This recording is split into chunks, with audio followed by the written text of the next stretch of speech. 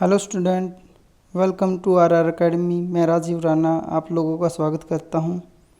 आज का टॉपिक है atoms, molecules, physical property, chemical property. ठीक है, ये एनसीईआरटी में दे रखा है। देखो, मॉलिक्यूल्स के बारे में दे रखा है, एटम्स के बारे में दे रखा है, कंपाउंड के बारे में दे रखा है। ठीक है, इससे आगे ये देखो, ये दे रखा है। फिर ये फिजिकल प्रॉपर्टी आ गई है। ये फिजिकल प्रॉपर्टी के बाद ये इंटरनेशनल यूनिट सिस्टम आ गया है, और ये इंटरनेशनल जो से यूनिट्स हैं वो दे रखी हैं, क्वालिटी और ये सब कुछ के बारे में दे रखा है। इसी को हम अपने नोट्स से करेंगे, अच्छी तरह से ध्यान से देखना। एटम्स क्या होता है? एटम्स क्या है? अभी ध्यान से देखो। It is the smallest particle of the element. If we further divide it, it lose property of that elements. भाई क्या होता है? सबसे छोटा टुकड़ा होता है, पार्टिकल्स होता है एटम जो होता है किसी भी एलिमेंट का। यदि आप फर्दर उसको तोड़ोगे, ठीक है, यदि आप फर्दर उसको तोड़ देते हो टुकड़े को, तो क्या होता है कि वो उस एलिमेंट के करैक्टर शो नहीं करता। जैसे कि आपने आयरन को ले लिया, उसको तोड़ते जाओ, जो स्मॉलेस्ट टुकड़ा है जो मैग्नेट की तरफ अट्रैक्ट होगा वो क्या होगा? एटम होगा। यदि हम उस स्मॉलेस्ट टुकड़े को फर्दर तोड़ देते हैं और वो क्या आयरन की तरफ अट्रैक्ट नहीं होता, तो इसका मतलब वो एटम नहीं है। ठीक है, तो जो इसमें एटम की डेफिनेशन है उसमें यही लिखा हुआ है कि it is the smallest particle of element का स्मॉलेस्ट पार्टिकल है। If we further divide it, यदि इसको हम फर्दर डिवाइड करेंगे, it lose property of that element, उस एलिमेंट की वो प्रॉपर्टी शो नहीं करेगा। ठीक है, हाइड्रोजन एटम का ये स्ट्रक्चर है, बीच में 1 पॉजिटिव चार्ज है और बाहर 1 इलेक्ट्रॉन्स होता है इसमें। ठीक है, ये ऑक्सीजन का दिखाया हुआ है। बीच में देखो क्या 8 पॉजिटिव चार्ज है, यहाँ पे न्यूट्रॉन और प्रोटॉन होते हैं, और बाहर क्या होते हैं? 8 इलेक्ट्रॉन होते हैं। फर्स्ट जो सेल होती है इसमें 2 इलेक्ट्रॉन होते हैं, और लास्ट वाली सेल में कितने होते हैं? 6 इलेक्ट्रॉन होते हैं। ठीक है, ये हमने एटम क्या होता है, एटम की स्ट्रक्चर क्या होता है, ये अच्छी तरह से बता दिया है। अब एटम के बारे में कुछ आपको पता होना चाहिए, जैसे कि एटॉमिक नंबर क्या होता है? The number of proton present in atom, atom में जितने भी प्रोटॉन प्रेजेंट है उसको बोलते हैं एटॉमिक नंबर। ठीक है, एटॉमिक वेट या एटॉमिक मास क्या होता है? एटॉमिक वेट जो अप्रोक्सीमेटली यदि आप निकालना, तो अप्रोक्सीमेटली आप निकाल सकते हो number of proton plus number of neutron को यदि हम ऐड कर देते हैं, या जो नंबर ऑफ एटॉमिक नंबर इसका अप्रोक्सीमेटली डबल होता है एटॉमिक वेट या एटॉमिक मास। और एक बात ये है बेटा कि जो ये एटॉमिक नंबर है, देखो आपको पता है प्रोटॉन और इलेक्ट्रॉन सेम होते हैं, फिर यहाँ पे ये क्यों नहीं लिखा गया कि number of proton present in atom क्यों नहीं बोला गया एटॉमिक नंबर को? ये इसलिए नहीं बोला गया क्योंकि जो एटम्स है उससे इलेक्ट्रॉन बाहर निकल सकते हैं, जबकि प्रोटॉन एटम से बाहर नहीं निकल सकते, क्योंकि प्रोटॉन कहाँ है? बीच में, सेंटर में होते हैं। यदि इलेक्ट्रॉन बाहर जाता है तो पॉजिटिव चार्ज होता है एटम के ऊपर, यदि इलेक्ट्रॉन आ जाता है तो नेगेटिव चार्ज हो जाता है एटम के ऊपर। समझ में आया? इसलिए जो एटॉमिक नंबर है वो किसको लिया गया है? वो प्रोटॉन को लिया गया है। ओके, आगे चलते हैं। मॉलिक्यूल्स आर मेड बाय 2 और मोर देन 2 एटम। यदि कोई भी 2 या 2 से, कोई भी सब्सटेंस 2 या 2 से ज़्यादा एटम से बना है उसको क्या बोलते हैं? मॉलिक्यूल्स बोलते हैं। ठीक है, जैसे हाइड्रोजन, H2 का मतलब हाइड्रोजन के 2 एटम्स है। ठीक है, H2O हाइड्रोजन के 2 है और ऑक्सीजन का 1 एटम है।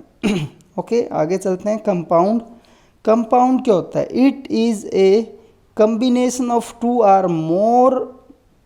देखो ये क्या है? मॉलिक्यूल और कंपाउंड में डिफरेंस देखो क्या है कि it is the combination of 2 और मोर एटम ऑफ डिफरेंट एलिमेंट। इसमें जो एलिमेंट होंगे बेटा वो डिफरेंट होंगे। वो जैसे इसमें H2 है, O2 है, N2 है, ये क्या आएंगे? मॉलिक्यूल्स में आ सकते हैं। ठीक है, पर कंपाउंड में नहीं आएंगे। कंपाउंड में क्या आएगा? कंपाउंड में आएगा H2O, अमोनिया, जैसे अमोनिया NH3 होगा, इसमें NH3। ठीक है, आगे चलें तो ये देखो different atoms are present in a compound in a fix ratio. और ये भी एक खास बात है, जो एटम प्रेजेंट होते हैं वो एक फिक्स रेशो में होते हैं। जैसे कि हाइड्रोजन वाटर में हमेशा 2 होंगे और ऑक्सीजन क्या होगा, 1 होगा। ठीक है, अब आ जाते हैं फिजिकल प्रॉपर्टी। फिजिकल प्रॉपर्टी क्या होता है? These are which can be these property which can be measure or observe without changing the identity or composition of a substance are called physical property. यदि किसी भी मैटर की आप, ठीक है, यदि किसी भी मैटर को कि उसकी आइडेंटिटी या कंपोजिशन चेंज करे बगैर, यदि आप, ठीक है, चेंज करे बगैर यदि आप प्रॉपर्टी को मेजर कर लेते हो, किसी भी प्रॉपर्टी को, ये वो प्रॉपर्टी है विच कैन बी मेजर, जो मेजर की जा सकती है, देखी जा सकती है, ठीक है, विदाउट चेंजिंग, बगैर चेंज किए कंपोजिशन या आइडेंटिटी ऑफ ए सब्सटेंस, इसको बोलते हैं फिजिकल प्रॉपर्टी। चलो यहाँ से आपको समझ में नहीं आया होगा तो या एग्जांपल से समझ में आ जाएगा। जैसे मेल्टिंग पॉइंट है, यदि आप किसी का मेल्टिंग पॉइंट चेक कर रहे हो तो उससे आप उसके केमिकल की प्रॉपर्टी नहीं चेंज कर रहे हो, उसमें सिर्फ आप एक आइडिया लगा रहे हो कि भाई कितने, हर एक मेटल जो मेल्ट होता है वो मैटर अलग अलग टेम्परेचर पे मेल्ट होता है। इससे सिर्फ एक आइडिया लगा सकते हो आप कि कौन सा मैटर हो सकता है। ऐसे ही बॉइलिंग पॉइंट जो होता है, और क्या क्या है, कलर है, कलर से आइडिया लगा सकते हो, कलर ऑर्डर से लगा सकते हो, डेंसिटी है, हर मैटर की अलग अलग होती है, फ्लूइडिटी है, ये सब क्या होते हैं। यदि कोई ये पूछता है physical property, right physical property, तो उसमें क्या लिख सकते हो, melting point, boiling point, colour, order, density and fluidity आप उसमें डाल सकते हो। अब आ जाते हैं बेटा केमिकल प्रॉपर्टी। केमिकल प्रॉपर्टी क्या है? It is a property which can change in chemical nature of a substance. देखो वहाँ केमिकल नेचर में चेंज नहीं आता, पर यहाँ केमिकल नेचर में चेंज आ जाता है। यदि किसी भी सब्सटेंस की केमिकल नेचर में चेंज आएगा तो क्या होगा, न्यू सब्सटेंस बनेगा बेटा। अब देखो एक एग्जांपल से आपको सही समझ में आएगा। जैसे HCl है, यानी कि एसिड है, हाइड्रोक्लोरिक एसिड है, और क्या है, NaOH है। इन दोनों को यदि हम मिलाते हैं तो क्या बनता है, NaCl, यानी कि साल्ट बनता है, कॉमन साल्ट, टेबल साल्ट बोल सकते हो, और वाटर बनता है। देखो वाटर और कॉमन साल्ट को तो हम पीते, इसको पीते हैं, इसको खाते हैं, कोई दिक्कत नहीं है, पर इनमें से किसी एक को भी आप खा नहीं सकते, पी नहीं सकते, क्योंकि ये दोनों क्या है, एक स्ट्रॉन्ग एसिड, एक स्ट्रॉन्ग बेस है, ये नुकसान कर देंगे, हमारी सेल को डेड कर देंगे। तो इनके मिलने से क्या बना, एक नॉर्मल सब्सटेंस बन गया। तो ये क्या होगी, एक अलग ही सब्सटेंस बना, तो ये क्या होगी, एक केमिकल प्रॉपर्टी हो गई है। ठीक है, अब आ जाते हैं बेटा इंटरनेशनल सिस्टम ऑफ यूनिट्स में, जिसको SI यूनिट भी बोलते हैं। ठीक है, देयर आर 7 फंडामेंटल, अब ये पूछ सकते हैं क्वेश्चन 1 नंबर का आ जाएगा कि फंडामेंटल यूनिट कितनी आती है। देयर आर 7 फंडामेंटल यूनिट्स है बेटा, जिसमें सबसे पहले आ जाता है लेंथ। जो लेंथ है इसको किस से दिखाते हैं, स्मॉल l से इसको लेंथ को डिनोट करते हैं, दिखाते हैं। ठीक है, नेम ऑफ यूनिट, जो यूनिट है लेंथ की यूनिट क्या होगी बेटा, लेंथ की यूनिट होती है मीटर, जिसको स्मॉल m से डिनोट करते हैं। ठीक है, डेफिनेशंस क्या होगी, यूनिट की डेफिनेशन। देखो कभी कभी जब डेफिनेशन आती है, डायरेक्ट यूं की डेफिनेशन आपको लिखनी पड़ेगी, इसमें चेंज नहीं कर सकते आप। ठीक है, तो देखो क्या है, the metre is the length of path travel by light in vacuum during a time, ठीक है, ट्रेवल ऑफ 1 बाई, ठीक है, ये जो लिखा है, ठीक है, 299, 792, 458 ऑफ ए सेकेंड। देखो ध्यान से देखो, दोबारा फिर बताता हूँ। यदि कोई लाइट है वैक्यूम में, यदि वो ट्रैवल करती है, ठीक है, और जितनी वो डिस्टेंस ट्रैवल करती है, कितने सेकंड के, 1 सेकंड के इतने हिस्से में, 1 सेकंड के इतने हिस्से में जितना वो डिस्टेंस ट्रैवल करती है, उस डिस्टेंस को बोलते हैं 1 मीटर। ओके, और ये क्या है भाई, फिर ये क्या नंबर दिया है, ये जो दिया है ये स्पीड ऑफ लाइट दी है बेटा। स्पीड ऑफ लाइट, ये स्पीड ऑफ लाइट है, जो लाइट्स की स्पीड जो वैक्यूम में कितनी है, इतनी है, इतने मीटर पर सेकंड है, इसलिए हम इसको लाइट ऑफ स्पीड 1 को लाइट ऑफ स्पीड से हम डिवाइड कर रहे हैं।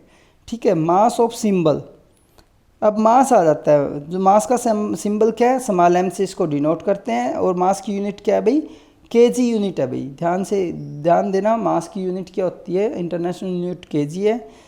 जबकि केमिकल वगैरह वगैरह में हमने जो मापते हैं मोस्टली ग्राम में या फिर एमजी में मापते हैं। तो ये कन्फ्यूज़न में मत रहना, मोस्टली बच्चे इस कन्फ्यूज़न में रहते हैं कि ग्राम है, ग्राम नहीं है। एसआई यूनिट क्या होगी इसकी, केजी होगी। सिंपल सा क्वेश्चन है, गलत ना हो जाए। डेफिनेशन क्या होती है, 1 kg is equal to the mass of the international prototype of 1 kilogram. देखो इंटरनेशनल सिस्टम के थ्रू, ठीक है, इंटरनेशनल एजेंसियों ने एक प्रोटोटाइप बनाया है। एक प्रोटोटाइप का मतलब एक, ठीक है, प्लेटिनियम और इरिडियम का वो हमने एक सिलेंडर टाइप में कुछ बना के रखा हुआ है और उसको स्टोर कर रखा है एयर टाइट जार में। और वो कितना ले रखा है हमने, 1 kg ले रखा है, ठीक है। उससे कंपेयर करते हैं भाई ये, ठीक है। अब आ जाते हैं टाइम के ऊपर। टाइम क्या होता है, सिंबल ऑफ टाइम क्या है, स्मॉल से इसको डिनोट करते हैं। एसआई यूनिट क्या है इसकी, सेकंड है। याद रखना टाइम की एसआई यूनिट क्या होती है बेटा, सेकंड होती है टाइम की एसआई यूनिट।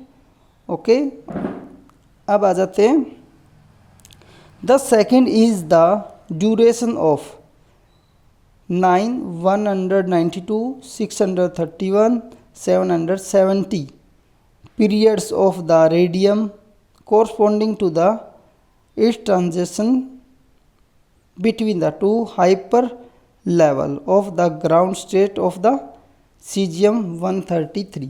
देखो ये आपको समझ में नहीं आ रहा होगा, ध्यान से मैं बताता हूँ कि कैसे क्या है। देखो सीजियम जो है, ये जो सीजियम है 131 एटम से होता है। ये 2 फॉर्म में होता है, एक ग्राउंड फॉर्म में, एक ट्रांजिशन फॉर्म में। जो ग्राउंड फॉर्म में है ये क्या होता है, ये बार बार ऊपर से नीचे, नीचे से ऊपर, ऐसे यूँ चेंज होता रहता है, ठीक है।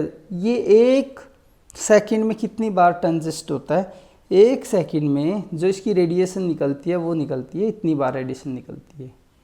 ये फिक्स है, इसलिए हमने इतना यदि रेडिएशन निकल जाता है, ठीक है, या फिर इसका यदि इतना रेडिएशन निकल रहा है या फिर इतनी बार हाइपर फाइन लेवल पे पहुंच रहा है, ट्रांजिशन हो रही है, तो उस ड्यूरेशंस को क्या माना गया है, उस ड्यूरेशंस को माना गया है 1 सेकंड। याद रखना सीजियम 133 एटम को ही लिया गया है। 4th यूनिट है इलेक्ट्रिक करंट। इलेक्ट्रिक करंट का सिंबल कैपिटल आई है और इसकी यूनिट क्या है, कैपिटल ए है, जिसको कि एम्पियर बोलते हैं। ओके बच्चा, आगे देखते हैं। जो डेफिनेशन क्या है, it is a constant current होता है भाई, कितना क्या करंट होता है, कांस्टेंट करंट होता है, ठीक है, between 2 parallel conductor of infinite length of negligible, ठीक है। तो क्या होता है भाई, देखो 2 कंडक्टर डाल रखे हैं और इनकी लेंथ कितनी हो सकती है, इनफाइनाइट लेंथ हो सकती है। लेंथ का ये नहीं आप बोल सकते कितनी लेंथ है, बहुत ज़्यादा लेंथ हो सकती है। और यदि इनके बीच में 1 मीटर का डिस्टेंस डाल दिया, ठीक है, यदि 1 मीटर का डिस्टेंस डाल दिया और इसके बीच में जो फोर्स प्रोड्यूस हो रही है वो 2 × 10⁻⁻7 न्यूटन फोर्स प्रोड्यूस होगी, ठीक है। और यहाँ पे जो इलेक्ट्रिसिटी होगी, ठीक है, और जो क्रॉस सेक्शन होता है इसका, जो ये वायर यूज की है, कंडक्टर यूज किया गया, ये क्रॉस सेक्शन जो होगा नेग्लिजिबल होगा, यानी कि उसकी मोटाई, लंबाई तो बहुत ज़्यादा इनफाइनाइट हो सकती है पर उसकी मोटाई नेग्लिजिबल होनी चाहिए। और एक दूसरे से कितनी दूर होना चाहिए, 1 मीटर दूर होना चाहिए। और क्या, और जो फोर्स कितना होना चाहिए बताया था ना, 2 × 10⁻⁻7 न्यूटन यदि फोर्स होता है तो इसको हम क्या बोलते हैं, 1 मीटर बोला जाएगा। इसको क्या बोला जाएगा, सॉरी 1 एम्पियर बोला जाएगा। क्या बोला जाएगा इसको, 1 एम्पियर इलेक्ट्रिसिटी बोला जाएगा। इसके बाद है थर्मोडायनेमिक्स, ठीक है, और क्या है, अमाउंट ऑफ सब्सटेंस और ल्यूमिनस इंटेंसिटी, ठीक है। इन और जो बाकी की यूनिट है इसको हम कल करेंगे, क्योंकि जो वीडियो है थोड़ी सी बड़ी हो रही है, ठीक है, तो इसलिए हम जो बाकी की ये जो यूनिट्स बची हुई हैं उसको हम कल करेंगे। I hope you will understand properly. Thank you.